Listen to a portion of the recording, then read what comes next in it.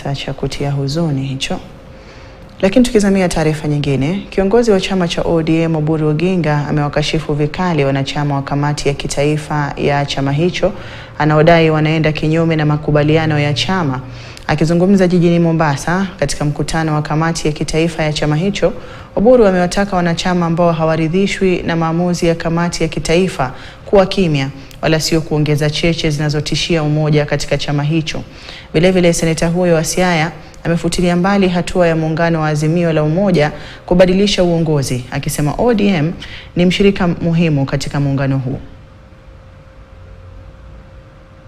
That when we pass resolutions here, some of the members of this committee, some of the members of the Central Committee, who are policy makers of this party, go out to say exactly the contrary of what we have agreed in committees.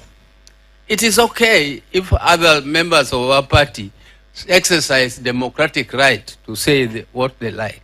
But really it is not right for me as a party leader to go out and shout what was not agreed and what is my own personal view, and I go and say that it is my democratic right. If you have anything that you agree with or you disagree with, this is a forum for you as a NEC. Raise those issues here. Let members decide. But once the members have decided, if you are in minority, the minority will have their right to say and the majority will have their way. That is the principle of democracy. Tukisalia kwenye hayo, baadhi ya viongozi wa chama cha